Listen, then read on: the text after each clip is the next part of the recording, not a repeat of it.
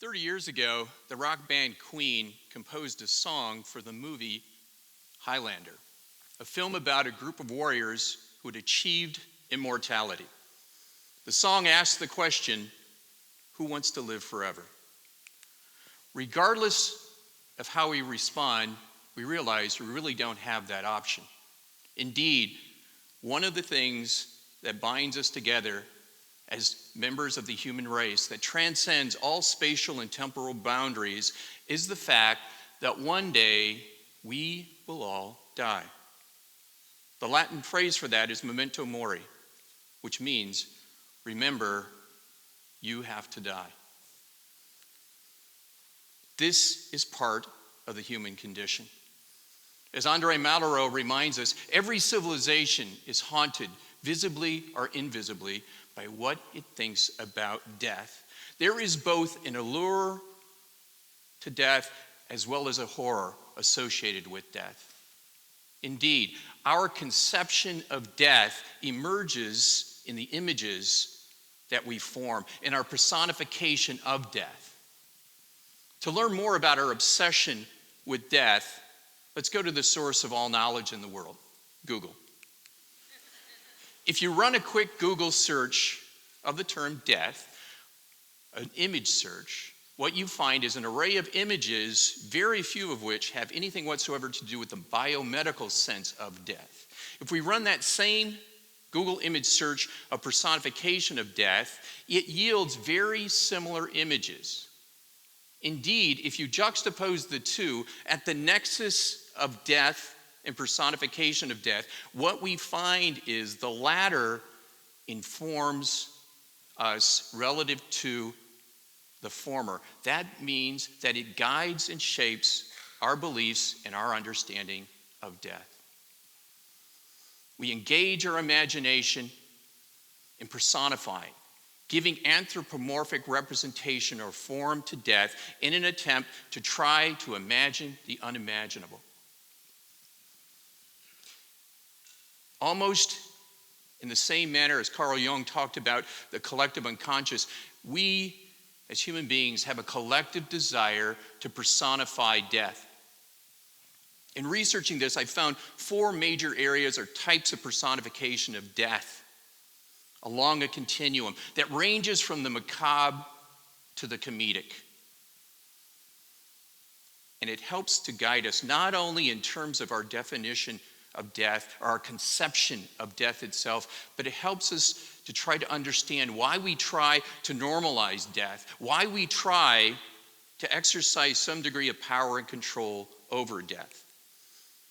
I was reminded of this natural or reflexive type of response to death in developing these images of death when I was with my mother after she had been diagnosed with terminal cancer. When I would go to visit her, sitting by her side, watching her sleep, knowing the end was near, I often contemplated what that would be like. What would death be like? Again, not in the biomedical sense of what we mean by death, but in that personification, that image of death. That carriage that Emily Dickinson wrote about, arriving with death to take my mother and relieve her of the pain and suffering that had defined her life for these past few months. And those haunting yet comforting words, because I could not stop for death, he kindly stopped for me, brought me the solace I was looking for.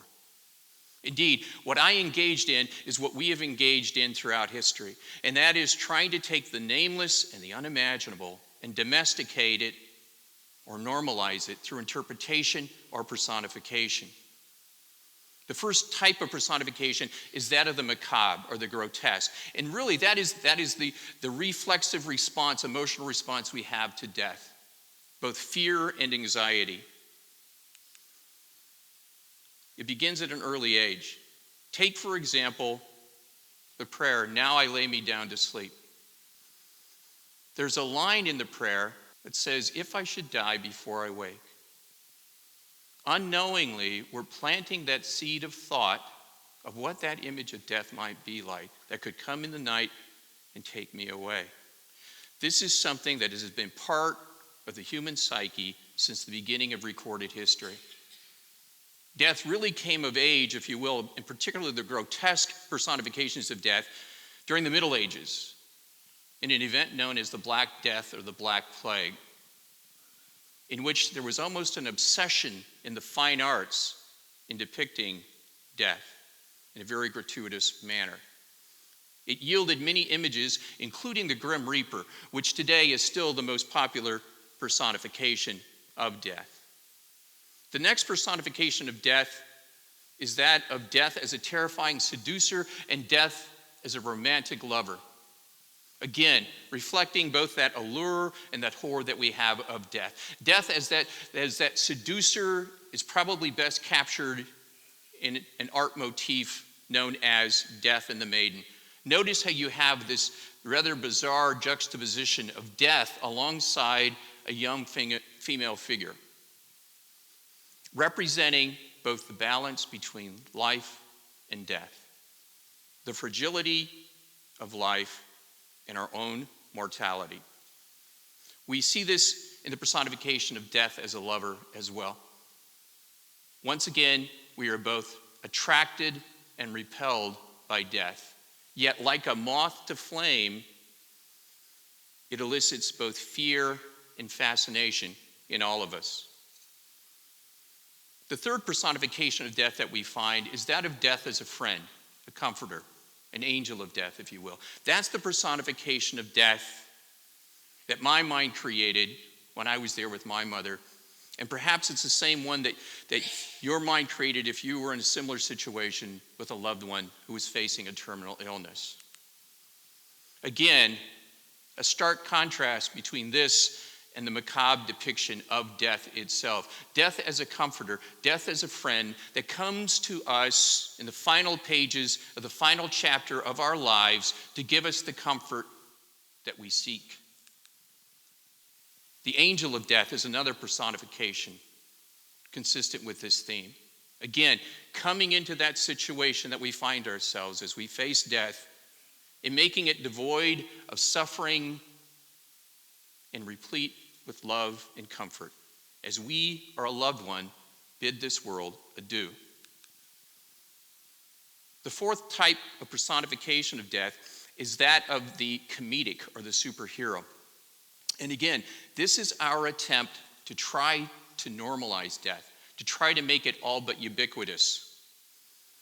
You see a rather odd juxtaposition of death as both a supervillain that we fear and a superhero that we cheer. Yes, we take death and we turn death into a caped crusader, albeit with a skull and crossbone on his cape, but nonetheless, someone that we cheer as death goes out to fight evil in the world, including even Adolf Hitler. Death becomes part of the zeitgeist in animated programs as well, where death ranges from being a central character to a recurring character. We also see it in film. Two of the most popular films of the last few years, The Book of Life and the Academy Award-winning Coco, have death, specifically the Day of the Dead, as the central focus. Again, making death all but ubiquitous in popular culture today. Subsumed within this is another theme, and that is of trying to challenge death, trying to outwit or trick death. Goethe reminds us that that is a reflection of our own inability to conceive of our state of non-being. Even though we know better, we still cling to some belief that we will escape the rule of mortality and we will remain immortal. So in the 11th hour, when death comes for us, we try to picture death as someone that can be outwitted. We see this in Albertus Pictor's 1479 painting, and we see it in Ingmar Bergman's 1957 film, The Seventh Seal, in which, in both cases, death comes for an individual who challenges death to a game of chess to try to live yet another day. It's the subject of great parody as well, probably most famously in Bill and Ted's Bogus Journey, where they too challenge death, actually to a series of 4 games that range from Battleship to Twister, We also see, though, probably best captured the theme of trying to trick death, outwit death, in J.K. Rowling's Harry Potter and the Deathly Hallows.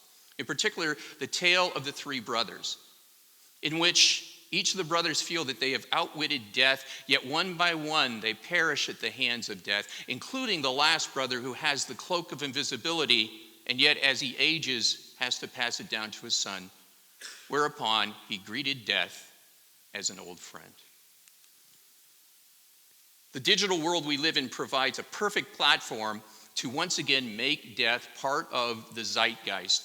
Everything from blogs to podcasts to the world of gamification and video games, in which we either have as a central focus death itself, or we have characters such as the Grim Reaper. As we look at our attempt to personify death in everything from the macabre to the superhero, to elicit everything from nightmares to laughter, we recognize in doing so, we achieve a greater understanding and meaning, not only of death itself, but life as well. Michel de Montaigne reminds us all that the understanding of death is a prerequisite for the understanding of life. Think about it. The understanding of death is a prerequisite for the understanding of life. It allows us to fight and disarm death using our weapon of choice, which is our imagination. Teaching us that perhaps life has meaning not in spite of, but because of death. Memento Mori.